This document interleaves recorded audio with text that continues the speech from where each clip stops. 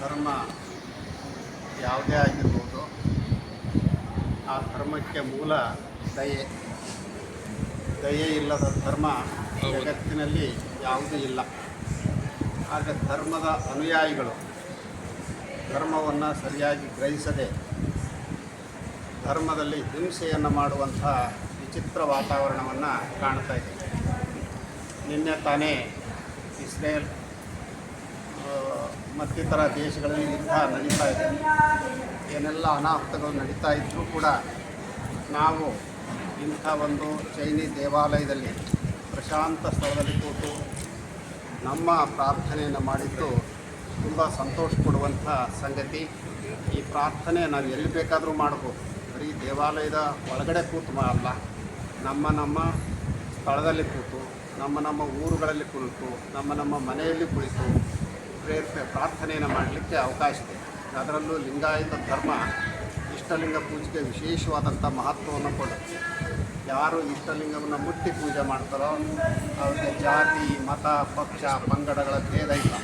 ಸಕಲ ಜೀವಾತ್ಮರ ಲೇಸನ್ನು ವಹಿಸುವಂಥದ್ದು ಈ ಧರ್ಮದ ಮೂಲ ಆಶಯ. ಈ ನೆಲೆಯಲ್ಲಿ ಇಂಥ ಒಂದು ದೇವಸ್ಥಾನದಲ್ಲಿ ಪ್ರಾರ್ಥನೆಯನ್ನು ಸಲ್ಲಿಸಿದ್ದು ತುಂಬ ಸಂತೋಷವನ್ನು ಕೊಡುವಂಥ ಸಂಗತಿ. ಮತ್ತೊಂದು ಇಲ್ಲಿಯವರನ್ನು ಅಭಿನಂದಿಸಬೇಕಾದದ್ದು ಏನು ಅಂತಂದರೆ, ನಾವು ನಮ್ಮ ದೇವಸ್ಥಾನದಲ್ಲಿ ಬೇರೆಯವರು ಬಂದರೂ ಕೊಡ್ತೇವೆ ಇಲ್ಲವೋ ಗೊತ್ತಿಲ್ಲ, ಆದರೆ ಇಲ್ಲಿ ಅಂಥ ಅವಕಾಶವನ್ನು ಅವ್ರು ಮಾಡಿಕೊಟ್ಟಿದ್ದಾರೆ. ಇನ್ನು ನಮ್ಮ ದೇವಾಲಯಗಳಿಗೆ ನಾವು ಒಳಗಡೆ ಪ್ರವೇಶ ಮಾಡುವಾಗಲೇ ಕೈ ಕಾಲು ಸ್ವಚ್ಛವಾಗಿ ತೊಳ್ಕೊಂಡು ಹೊರಗಡೆನೇ ನಮ್ಮ ಕಾಲಿನಲ್ಲಿರುವಂಥ ಚಪ್ಪಲಿಗಳನ್ನು ಬಿಟ್ಟು ಒಳಗೆ ಬರ್ತೀವಿ. ಬಸವಣ್ಣವ್ರು ಅದನ್ನು ಕುರಿತು ಹೇಳ್ತಾರೆ, ನೀವು ಹೊರಗೆ ಬಿಟ್ಟು ಚಪ್ಪಲಿಗಳ ಬಗ್ಗೆ ನೆನಪಿರುತ್ತೋ ಹೊರತು ದೇವಸ್ಥಾನದ ಬಗ್ಗೆ ನೆನಪಿರಲ್ಲ.